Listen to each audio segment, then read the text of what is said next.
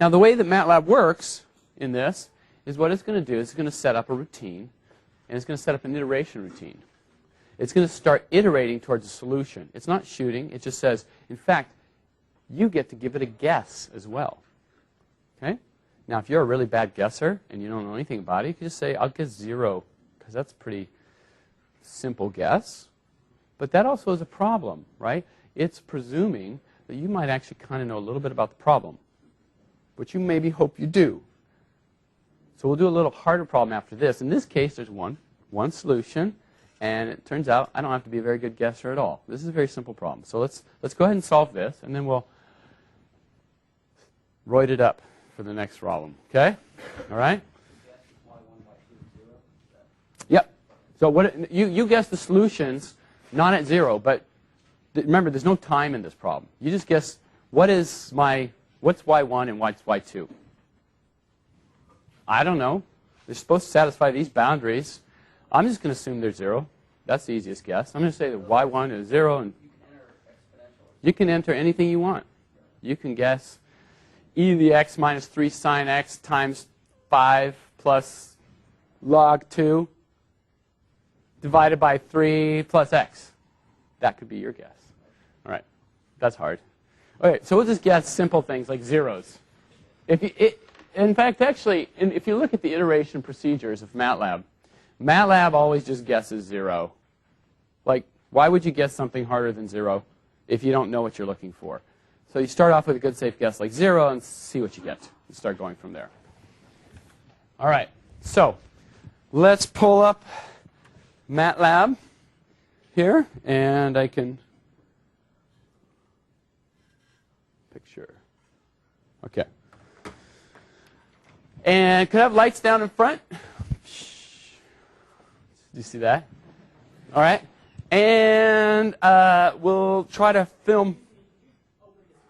Yeah. So if we could keep. Oh, can we get the screens going in the back? Are both TVs dead? You guys got me? Okay, awesome. And if you could mostly, I guess, film my computer. Awesome. So let's go over here, pull up my MATLAB. There's my MATLAB. All right, so there you go.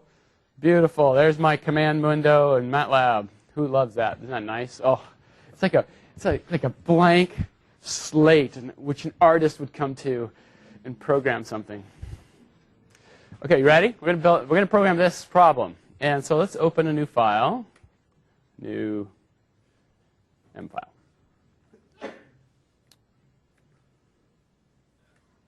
Okay.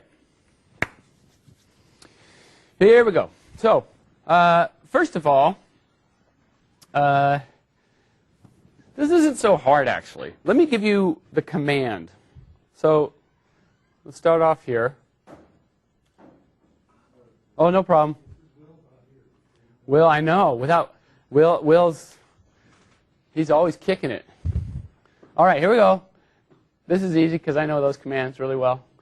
And we can start here. That's our guarantee of a blank slate. And let me tell you what the command is. Let me just give it to you here, and then we'll talk about what you need here for it.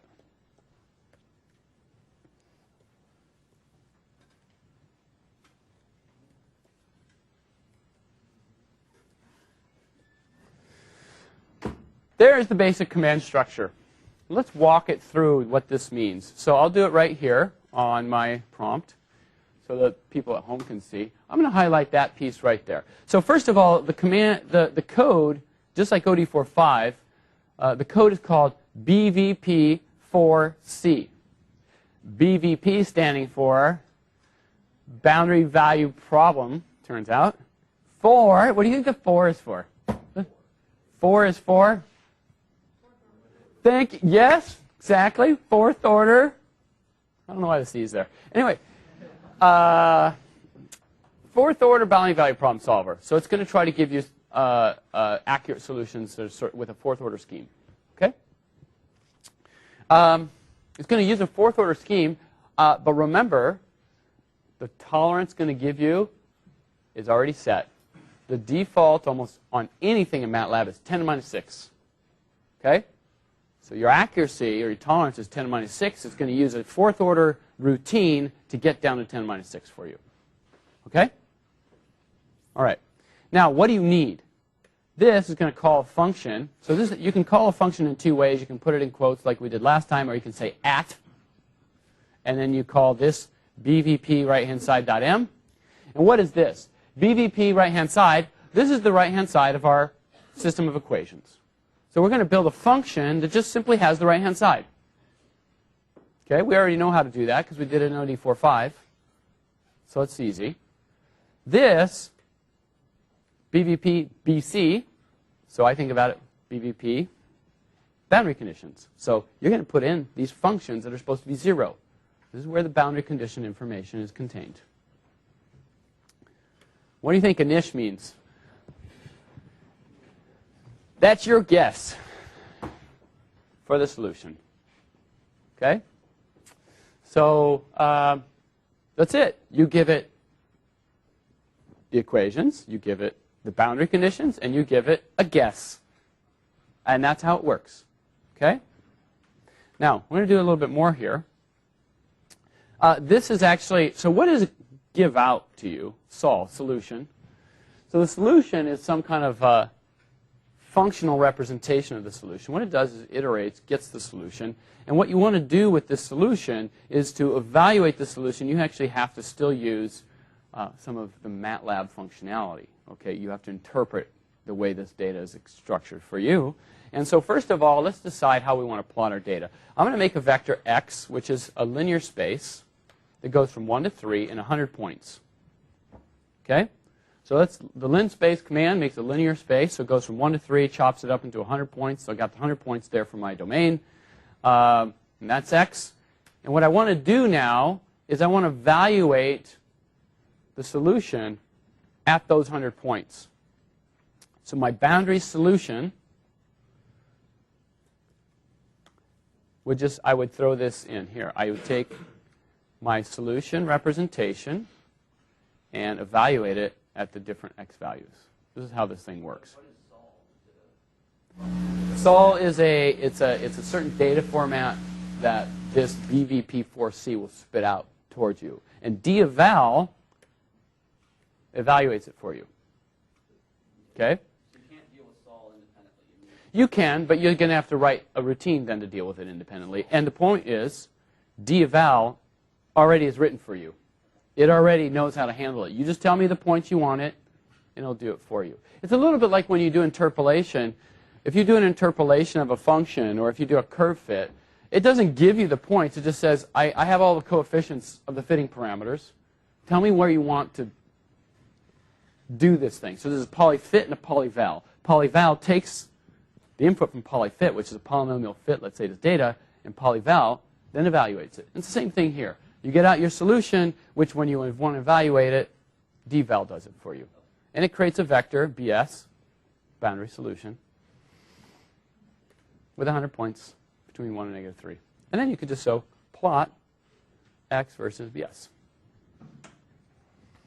So that's the basic structure.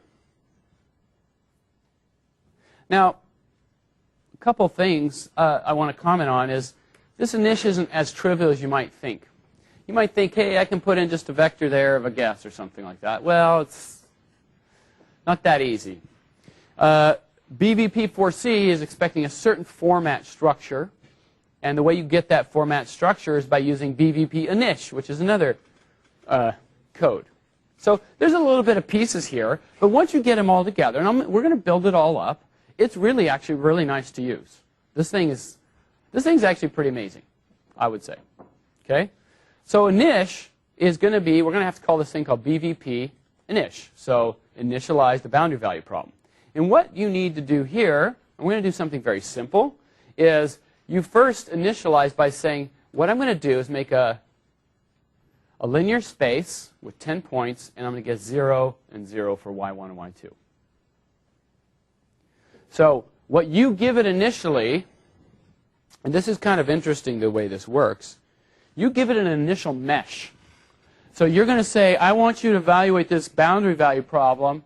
I'm going to initially do 10 points. I'm going to just take this domain from 1 to 3, chop it up into 10 points. And by the way, what are the values of y1 and y2 at those 10 points? Well, right now I'm going to make them 0. And what it's going to do is going to say, okay, so great, you gave me a guess with a number of points. What it's going to do is go in there now, and it's going to start to iterate, and it will pick what it wants to have as a dx. Remember, I made this comment. It doesn't trust you to pick the right dx's, right? It's going to pick the right dx's. It's going to pick the right mesh so that what? So that it gets a solution that is 10 to the minus 6 accurate. That's it. Using a fourth order scheme. What was that? We'll do that in the next. Okay, so we're going to do this example here as a guess. Yes? 10 points totally made up. I could pick a million. Pick 2. And in fact, to some extent, for this problem it's trivial, but let me make the following comment. Probably the most important line of the whole code is right there. If you have a complicated problem, a nonlinear problem, you don't know how many solutions you have, you don't know maybe what to guess. Everything hinges on this, upon you being able to provide a reasonable guess. Okay, so that's, everything really hinges here. The rest of this is sort of trivial. The rest of this is, this thing just iterates forward, tries to find a solution for you. But remember what I said about the guarantee about convergence. Newton's method is guaranteed to converge, provided you're sufficiently close. So sufficiently close may mean a lot of things to a lot of people. But really what that means to you in practice is I'm solving a nonlinear problem. You better be a good guesser. Okay? And oftentimes this comes with experience about the problem. I'm kind of looking for these kind of solutions. I know they should probably exist. You would guess those kind of solutions. So we're going to do that next. But right now we're just going to say I have no idea what it looks like. Let's just guess 0, 0. And there you go. So this is the outside of the code. So file, save as. We'll just save this as something.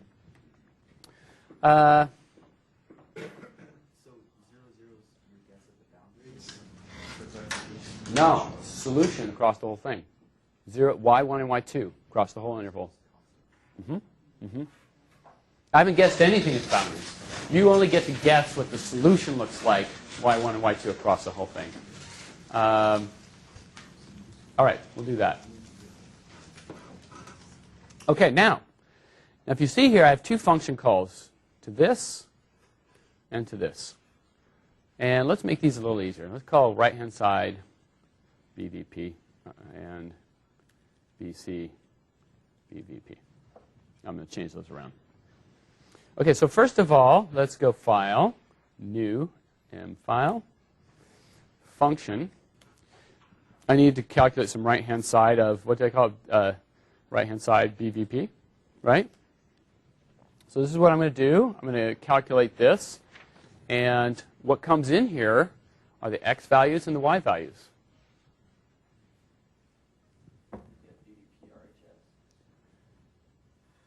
I changed it, right? Yeah. Okay, so what I do is I'm going to come in here, and I have x and y. Now this thing already knows it's working initially with the domain with 10 points, right? And that's my x. And what it's going to do is change that domain around, start working towards what it wants. But this x is coming outside. Initially, it's 10 points. And the y values initially are all zeros. That's what comes in, and now it's going to start iterating on that. So this vector y has y1 and y2 in it. And so all we have to do is put our right-hand side in there, and our right-hand side is just simply y2, and then minus 3 times y2 minus 6 times y1 plus 5. And that was right behind that board. And if you need me to prove it, I can totally lift up the board to show you. Okay? So it's back there. We wrote that down. That's when we broke it up into a system of first-order equations. That was it. Okay? So here, we don't have to think very much. Right? So a lot of the code here is just what my equations are. Just put them directly in. I don't have to think about it. The only thing you really, like I said, the only thing you really have to think about at the end of the day is that initialization. Okay? So we'll save this file, save as.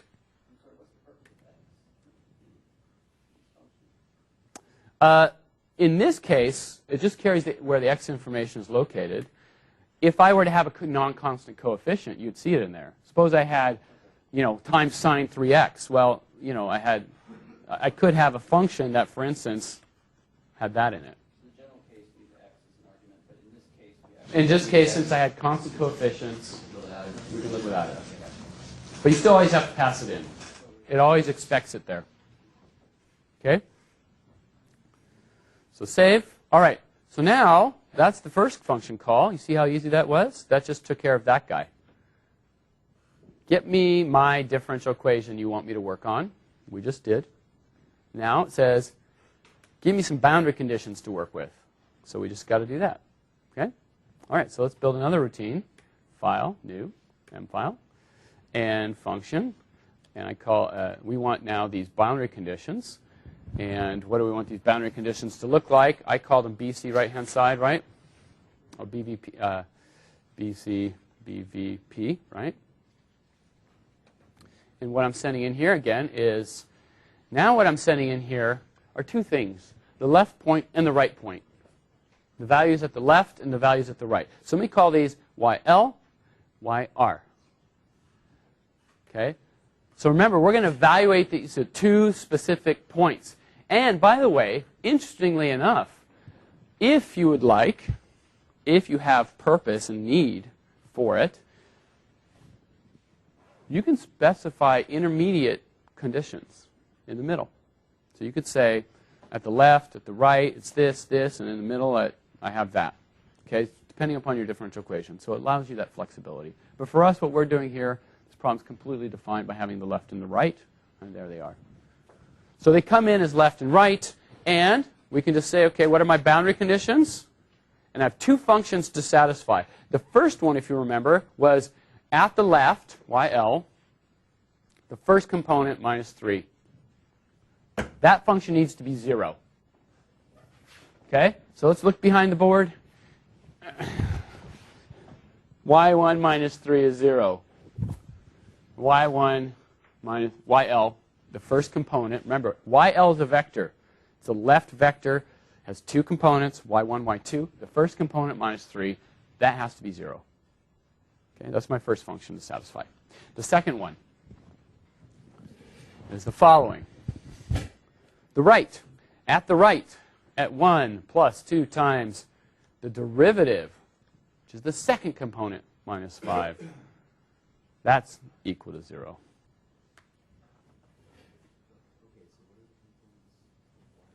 What's that?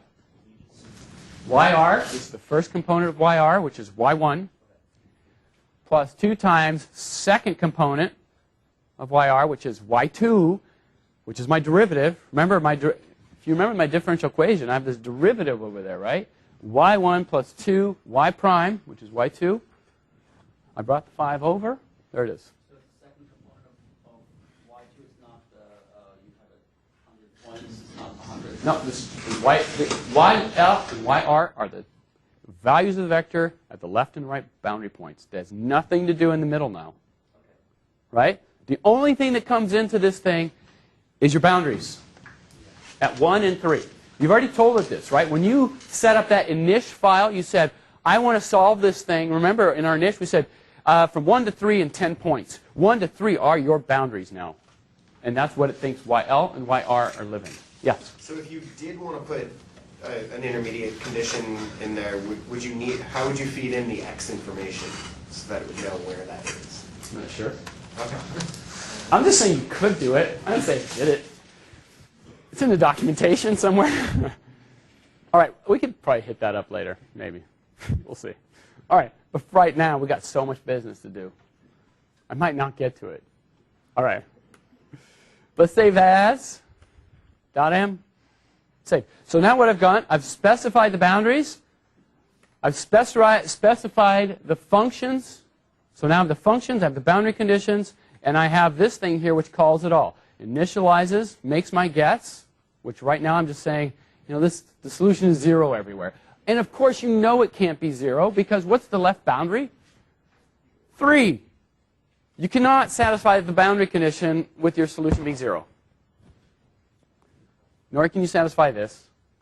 And so 0 is clearly not a solution, but we're going to guess it anyway, and we're going to see what happens. And let's go ahead and push this play button right there. Okay, now what this is are two functions. The blue is y1. The green is y2. So what I'm going to do is just plot the first column. This is y. So y2, remember, is the derivative. So what I was plotting there is the function and its derivative. So if we just do this. Oh, what did I do? Oh, I think maybe I have it ordered wrong. I think I have to do, yeah, first like this. Sorry. First row. I have it in rows. Okay. There's my solution. Check it out. Nice, huh? Now, by the way, I could have written that one down, but you can see it just did it.